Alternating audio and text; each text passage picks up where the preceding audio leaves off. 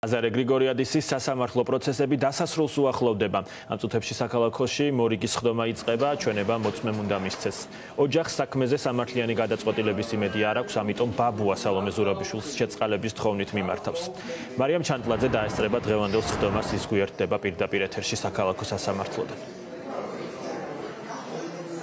დიახ, ლუკა, როგორც ჩვენ აღნიშნა, ლაზარე გრიგორიადისის საქმე უკვე ფინალურ ეტაპზე არის მისული. წუთი-წუთზე დაიწყება თბილისის საქალაქო სასამართლოში 21 წლის გრიგორიადისის საქმის განხილვა, არსებითი განხილვა დღეს გაგრძელდება. ბრალდების მხარის მტკიცებულებების გამოკვლევა და პროკურატურა წარმოადგენს ორ მოწმეს, ესენი არიან გამომძიებელი და სახანძრო ექსპერტი, შინაგან საქმეთა სამინისტროს ის თანამშრომელი, რომელიც უშუალოდ იღებდა მონაწილეობას ლაზარე გრიგორიადისის ოპერაციაში. დაცვის მხარე აცხადებს, რომ საქმეში არ არსებობს უტყუარი პირდაპირი მტკიცებულებები, რაც დაადასტურებს ლაზარე გრიგორიადისის ბრალეულობას.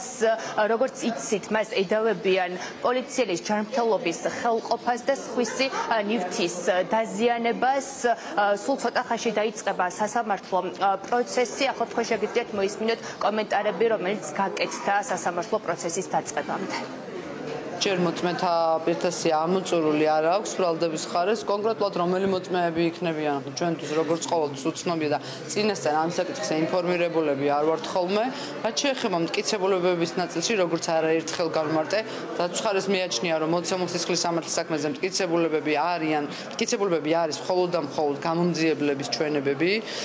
მოწმეთა ჩვენებები და მოწმეები არიან გამომძიებლები. სხვა რაიმე ნეიტრალური მტკიცებულება მოცემულ სისხლის სამართლის საქმეში რაც დაადასტურებდა პირდაპირ ლაზარე გრიგორიადისის ბრალეულობას არ იკვეთება. დღევანდელ სასამართლო პროცესზე ბრალდების მხარე აგრძელებს მტკიცებულებების გამოკვლევას. დღეს პროცესზე წარმოდგენილი იქნება გამომძიებელი, ასევე ერთ-ერთი ექსპერტი. ასევე გამოვიკლოთ წერილობით მტკიცებულებებს. დაკავების პროცესში მონაწილე გამომძიებელია დიახ, დეტალურ ინფორმაციას მიაწვდის დაკავების პროცესთან დაკავშირებით, ასევე ბრალდებულის პირადშყრიკასთან დაკავშირებით, რომელიც ასევე აღნიშნული გამომძიებლის მიერ არის ჩატარებული.